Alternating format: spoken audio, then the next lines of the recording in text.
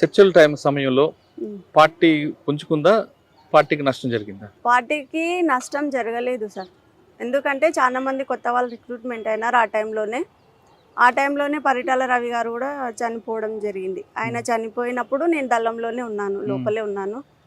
ఆయన చనిపోయినప్పుడు వాళ్ళు చాలా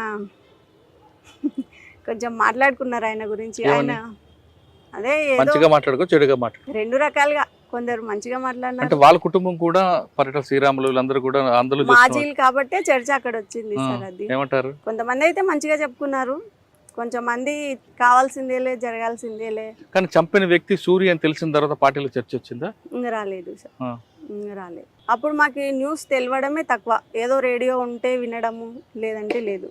2 సంవత్సరాల్లో అంటే మీకు ప్రాణాన్ని మీరు కాపాడుకోవడం కాకుండా ప్రజల కోసం ఏం చేశారా? ప్రజల కోసం భూములు వంచినాం సార్ కొన్ని. అయితే అవి వాళ్ళకి ఇప్పటికి దక్కినాయో లేదైతే మాకు ఇంకా తెలియదు. ఎందుకంటే నేను 2 years తర్వాత లేను, ఇంకా మొత్తానికి తెలంగాణలో లేను. నేను బయటికి రావడము, మా అమ్మ నాన్న చనిపోవడము, నేను కర్నూలుకి రావడం జరిగింది. 2 సంవత్సరాలు ఎక్కడెక్కడ తిరిగాము నువ్వు? నేను ప్రకాశం డిస్టిక్, ఇంకా నల్లమల ఫారెస్ట్ మొత్తం. ఇంకా లాస్ట్ మూమెంట్లో డీకే దండకారణ్యం వెళ్ళాలా అనే టైంలో ఇక్కడ తీసుకొచ్చినారు లోకల్కి, సాంబశివుడు వాళ్ళు. కొన్ని రోజులు ఆరోగ్యం బాగలేదని ఇక్కడికి తీసుకొస్తే ఒక పని మీద మా ఊరికి పంపించినారు. వచ్చేటప్పుడు సాంబశివుడు అన్నాడు, ఇన్ని రోజులు మాతో ఇంత కలిసి ఉన్నావు, నువ్వు మళ్ళీ తిరిగి లోపలికి వస్తావో రావో అన్నాడు. ఎందుకు అట్లా అంటున్నారు అంటే, ఏమో పోయి రాపో చెప్తా అన్నాడు. ఆయన అన్నాడు, నేను వచ్చినాను. ఇంటికి వచ్చేపాటికి మా అమ్మ మా నాన్న చాలా బాధపడి ఏడ్చి అసలు ఇంకా పోవడానికి వీలు లేదన్నట్లా చెప్పినారు. అయినా కూడా నైట్ అంతా వేరే ఇంట్లో స్టే చేసినాం ఊర్లోనే. ఇంకా తిరిగా వచ్చేటప్పుడు వాళ్ళని వదిలి రాలేకపోయినాను. మా అమ్మ మా నాన్న కోసం నేను బయట ఉండిపోయినాను, వాళ్ళు నన్ను వదిలిపోయారు. పార్టీలో మీకు చేసినప్పుడు మీకు బాగా గుర్తుండిపోయిన సంఘటన చెప్పండి. ఎన్కౌంటర్లు కానీ లేదా మీరు చేసిన దాడులు కానీ? ఎన్కౌంటర్ అంటే నా వెపన్ ఫెయిల్ అవ్వడమే పెద్ద హిస్టరీ సార్. అది ఆర్కే నా కోసం చాలా ప్రయాసపడినాడు. ఆయన బాటిల్లో నీళ్ళు మొత్తం నేనే, ఆయనకు అసలు ఏమో ఒక చుక్క నీళ్ళు కూడా లేవు, గ్లూకోండి కలుపుకుంటూ తాపించుకుంటూ తీసుకుపోయినాడు ఆయన్నే. ఆ ఎన్కౌంటర్ మొత్తంలో ఒక 2 రోజులు చాలా కష్టపడినాం. ఆ ఎన్కౌంటర్ వలన చాలా మంది మిత్రులను కోల్పోయినాము, చాలాసార్లు ఏడ్చినాము. మేము కూడా ఏదో ఒక రోజు పోయే వాళ్ళమే అనుకున్నాం, కానీ మళ్ళీ తిరిగి బయటికి వస్తాను నేను ఎక్స్పెక్ట్ చేయలేదు, కానీ వచ్చిన. కానీ వాళ్ళు చేసిన దాడుల్లో మీరు ఎక్కడ పాల్గొన్నారు? పాల్గొన్నాం. ఎక్కడ? ఒక పర్సన్ని పట్టుకున్నాము, అంటే ఇంటికి వెళ్ళి డైరెక్ట్గా ఊరికి వెళ్ళి కోవర్ట్ తను. మేము ఎప్పుడు వచ్చినా కూడా పోలీసులకు ఇన్ఫర్మేషన్ ఇస్తూ పట్టిస్తూ ఉండే. అట్లాంటి పర్సన్ని పట్టుకున్నాము, ఊరి బయట కట్టేసి కొంచెం కొట్టడం అట్లా జరిగింది. దానిలో నేను పాల్గొన్నాను. ఇంకొకటి వచ్చేసి మాలోనే కోవట్లు ఉంటారు కదా సార్, మాలో ఒక పర్సన్ ఉండే కృష్ణ అని, ఆదివాసీ అబ్బాయి. ఆ అబ్బాయి కోవట్టుగా మారినాడు, లోపలే ఉండి మా వాళ్ళని చంపడానికి ట్రై చేసినాడు.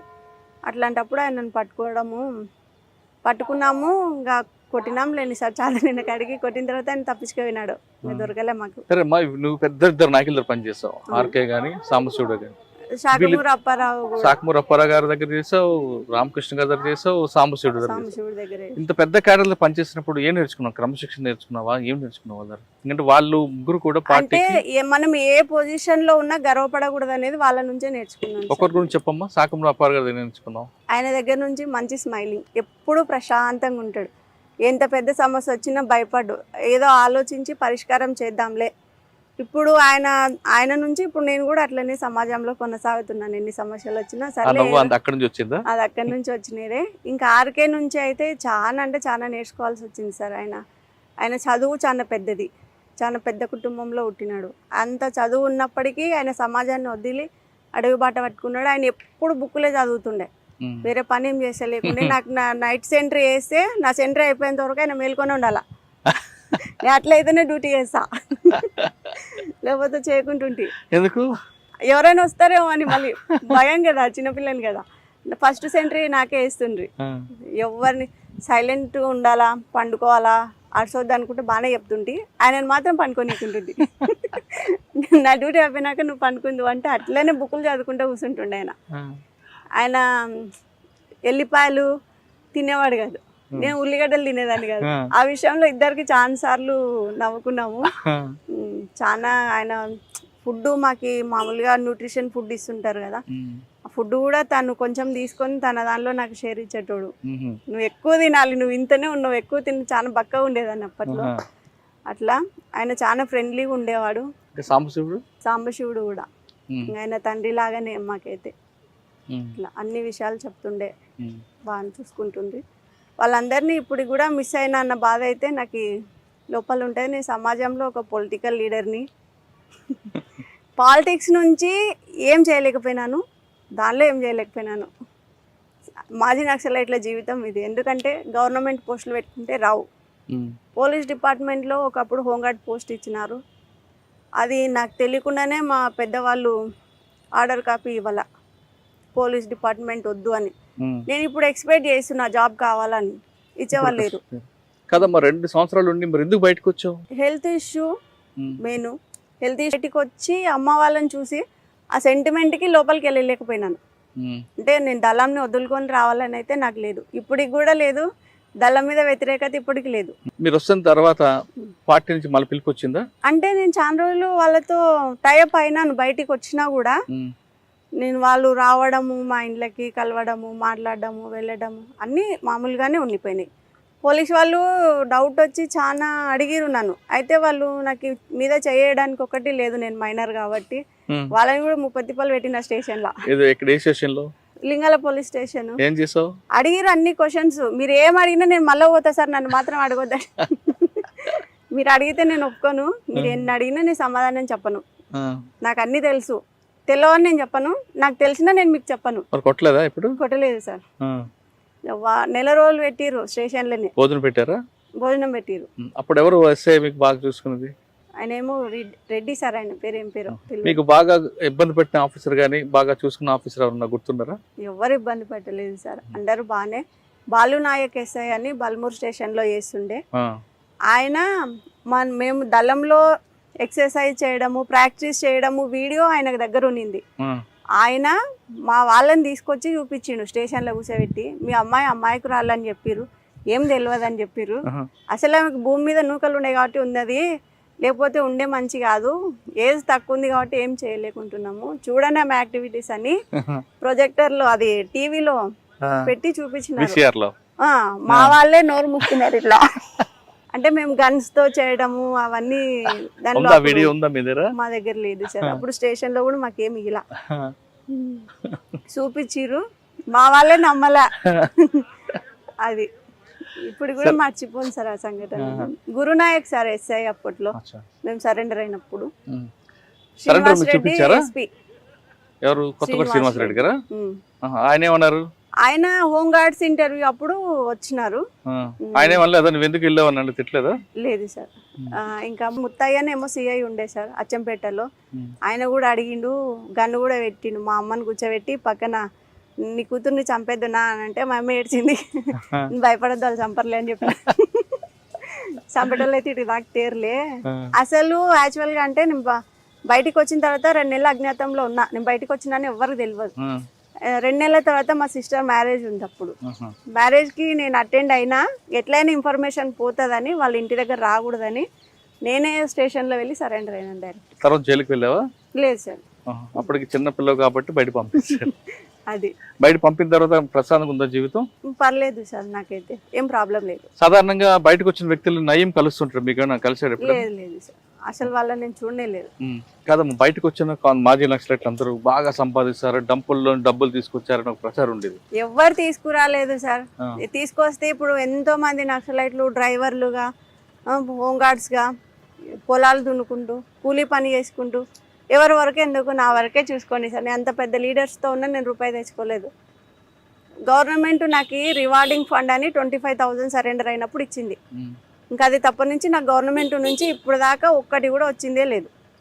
అందరికి ఇల్లులు వచ్చినాయి, ఫ్లాట్లు వచ్చినాయి, అన్నీ వచ్చినాయి. నాకు మాత్రం ఏం రాలేదు సార్ గవర్నమెంట్.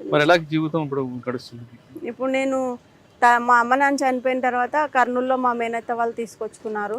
నేను అక్కడికి కూడా రానని చెప్పిన, ఒక్కదాన్నే ఉంటాను, మా ఇంట్లో నేను ఉంటాను, నా పని నేను చేసుకుంటానంటే వాళ్ళే తీసుకొచ్చిరు ఇక్కడ బలవంతంగా.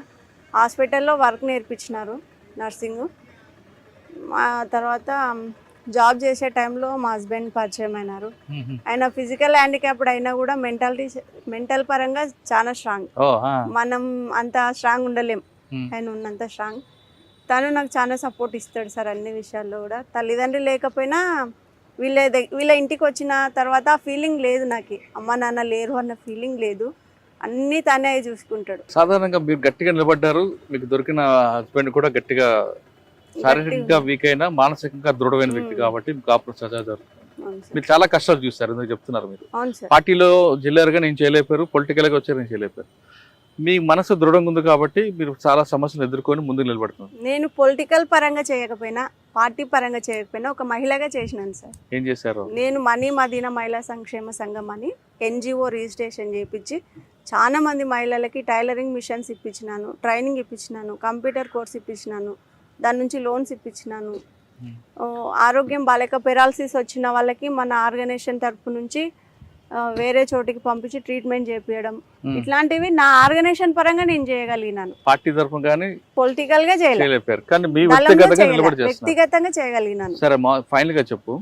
చాలా మంది అమ్మాయిలు కానీ పెళ్ళైన వాళ్ళు కానీ ఏదో చిన్న చిన్న సమస్యకి ఏదో కష్టం అంతా నెత్తి మీద పడినట్లు భావించి పిల్లలు అనాథలు చేసి చనిపోతుంటారు, ఆత్మహత్య చేసుకోవాలి.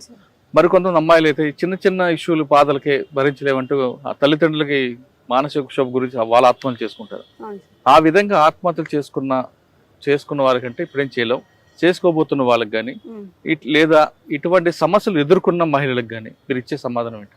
అంటే ఇప్పుడు సమాజం ఉన్నదే అట్లా ఉంది సార్. మహిళలు తప్పు చేయకపోయినా వాళ్ళు తప్పు చేస్తున్నట్టనే చూస్తున్నారు. సోషల్ మీడియా వచ్చిన తర్వాత మహిళలు చాలా రకాలుగా ఇబ్బంది పడుతున్నారు. అట్లాంటి సమస్యలు నేను చాలా పరిష్కరించిన. టీం ఉంది కర్నూలులో, మహిళా పోలీస్ స్టేషన్ ఉంది. నేను ఎన్ని సమస్యలు వచ్చినా వాళ్ళని పట్టుకొని దాన్ని సాల్వ్ చేస్తాను. అటువంటి సమస్యలు ఎదుర్కోవాలా, వచ్చినప్పుడు ధైర్యంగా నిలబడాలి సార్. ఫస్ట్ ఒక సమస్య ఉందంటే దానికి పరిష్కారం కంపల్సరీ ఉంటుంది. సమస్య వచ్చింది కదా మనం చనిపోతేనే అది పరిష్కారం అవుతుందంటే కరెక్ట్ కాదు. కాబట్టి సమస్య వచ్చినప్పుడు నిలబడి ఆలోచించుకొని కొంచెం దాని పోరాటం అయితే చేయాల్సిందే కంపల్సరీ. పోరాటం చేయకుండా బయటపడలేం సమస్య నుంచి. దానికైతే నేను ఎప్పుడు సపోర్ట్ ఉంటా. అట్లాంటి సమస్యలు ఎన్ని వచ్చినా కూడా నేను పరిష్కరిస్తాను సార్ కంపల్సరీ. మనిషి పుట్టిన తర్వాత ప్రతి మనిషికి ఒక సమస్య వస్తుంది. ఆ సమస్యకి ఆత్మహత్య పరిష్కారం కాదు అంటుంది నాగమణి.